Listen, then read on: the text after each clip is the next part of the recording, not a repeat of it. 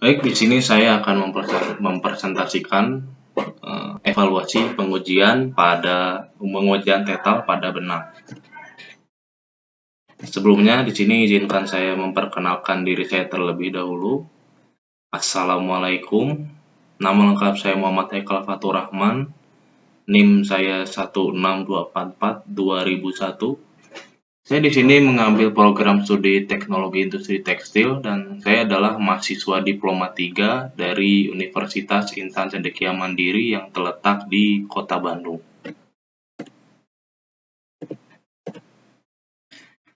Oke, pada saat pertama, mengapa harus ada pengujian pada benang? Yaitu yang pertama tentu agar dapat menentukan kerapatan benang dengan panjang kain tiap tertentu. Satuannya bisa cm dan inci. Lalu yang kedua agar dapat menentukan golongan kain dengan kadar tetal yang rendah, sedang, ataupun yang tinggi.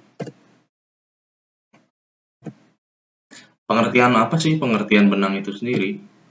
Benang yaitu susunan serat yang teratur ke arah memanjang dengan garis tengah dan jumlah antihan tertentu yang diperoleh dari suatu pengolahan yang disebut pemintalan. Serat-serat yang digunakan untuk membuat benang juga berasal dari alam ataupun serat buatan. Benang ada yang dibuat dari serat staple dipintal secara mekanik, namun benang filamen dipintal secara kimia. Benang-benang tersebut, baik yang dibuat dari serat alam atau buatan, terdiri dari banyak serat staple ataupun filamen. Hal ini dimaksudkan untuk memperoleh benang yang fleksibel.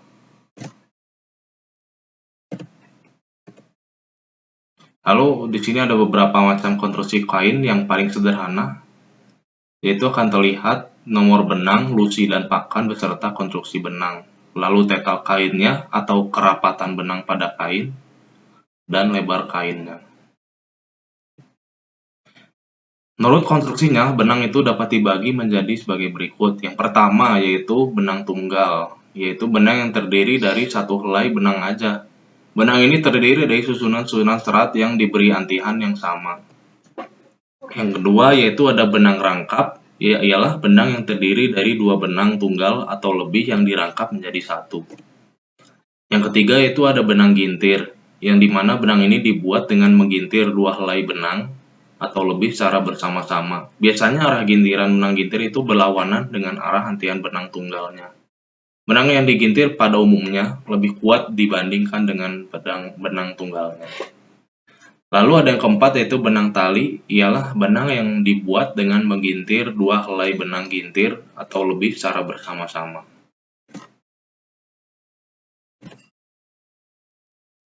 Lalu menurut pemakaiannya, benang pun dibagi menjadi yaitu pertama ada benang hias, yaitu benang yang mempunyai corak atau konstruksi tertentu yang digunakan sebagai hiasan. Benang ini biasanya dibuat dengan pemintalan khusus.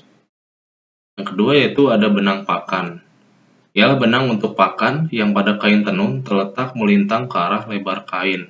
Ingat ya, benang pakan yaitu ke arah lebar kain, mempunyai kekuatan yang relatif lebih rendah daripada benang lusi. Kekuatannya jadi ini biasanya relatif lebih rendah ya daripada benang lusi kalau benang pakan. Yang ketiga yaitu ada benang rajut, yaitu benang untuk bahan kain rajut. Benang ini mempunyai gintiran yang relatif lebih rendah daripada benang lusi atau pakan. Sudah bisa dipastikan kalau benang yang mempunyai antian atau gintiran lebih rendah, biasanya kekuatannya pun lebih rendah dibanding. Berarti ini benang rajut ini dia memiliki kekuatan yang lebih rendah daripada benang lusi atau pakan.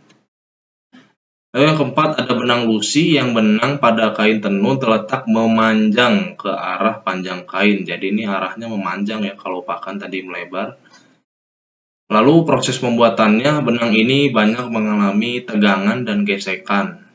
Untuk memperkuat benang lusi, biasanya jumlah antiannya harus lebih banyak atau benangnya dirangkap dan digintir. Lalu yang kelima ada benang sisir, yang dimana benang dalam proses pembuatannya ini melalui mesin combing atau combing machine. Nomor benang ini umumnya berukuran sedang atau tinggi, bisa NS140 ke atas, dan mempunyai kekuatan dan kerataan yang baik. Jadi di antara kelima ini benang yang mempunyai kualitas paling baik itu sebenarnya benang sisir ya, karena dia Setelah melalui proses carding, dia melalui proses combing terlebih dahulu sehingga menghasilkan benang dengan kadar kekuatannya yang lebih tinggi. Selanjutnya ada persyaratan benang. Nah, apa saja nih persyaratan benang ini? Benang ini digunakan sebagai bahan baku untuk membuat bermacam-macam jenis kain, termasuk bahan pakaian, tali, dan sebagainya.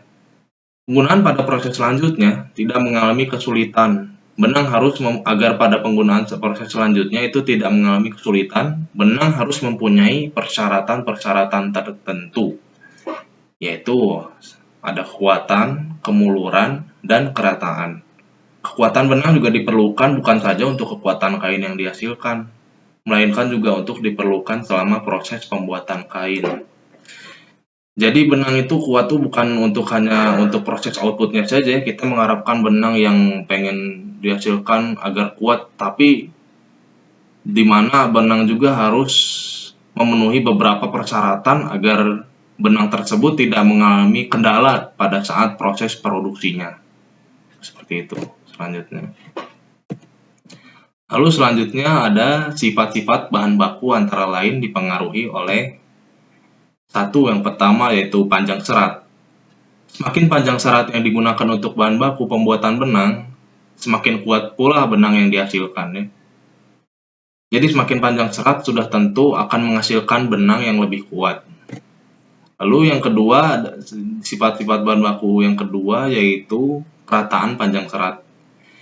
Semakin rata serat yang digunakan, artinya semakin kecil selisih panjang antara masing-masing serat. Makin kuat dan rata benang yang dihasilkan. Jadi tingkat kerataan benang pun mempengaruhi sifat-sifat yang dihasilkan oleh benang itu sendiri. Lalu sifat bahan baku benang yang ketiga ada kekuatan serat. Semakin kuat serat yang digunakan, makin kuat pula benang yang dihasilkan, itu sudah pasti ya. Lalu yang keempat, nah ini di sini ada kehalusan serat. Ini merupakan salah satu sifat bahan baku juga ya buat di benang. Makin halus serat yang digunakan, semakin kuat pula benang yang dihasilkan. Kehalusan serat ada batasnya, sebab pada serat yang terlalu halus akan mudah terbentuk naps yang selanjutnya akan mempengaruhi kerataan benang dan kelancaran prosesnya. Itu. Jadi yang diharapkan sini itu benang itu kadar kehalusannya itu harus ideal ya. Jadi kalau misalnya terlalu halus pun itu kurang baik untuk proses produksinya. Karena akan menimbulkan naps itu semacam kayak jendulan di antara benang tuh. Jadi kalau misalnya dia pada proses produksinya itu bisa menghambat kalau benangnya terlalu halus. Namun kalau benangnya terlalu kasar pun itu tidak baik karena akan banyak waste yang dihasilkan atau limbahnya. Sementara itu pun akan mengurangi efisiensi jika benang itu terlalu kasar. Jadi dari keempat sifat-sifat bahan baku ini sangat berpengaruh ya dalam proses produksi dan tentunya kualitas dari benangnya itu pun sendiri. Seperti itu.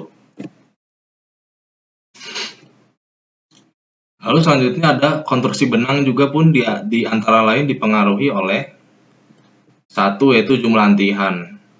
Jumlah antian pada benang menentukan kekuatan benang, baik untuk benang tunggal maupun benang gintir. Untuk setiap pembuatan benang tunggal selalu diberikan antian seoptimal mungkin, sehingga dapat menghasilkan benang dengan kekuatan yang maksimum. Jika jumlah antian kurang atau lebih dari jumlah antian yang telah ditentukan, kekuatan benang atau menurun. Nah, jadi di sini jumlah antian pada benang pun harus sesuai ya dengan yang telah ditentukan. Misalnya setiap benang tuh ada standar antiannya masing-masing. Jika kekurangan antian pun itu akan menurunkan kekuatannya benang itu sendiri. Namun jika antiannya pun kelebihan pada benang itu, tentu akan menurunkan kekuatan benang itu sendiri juga. Lalu yang kedua ada nomor benang.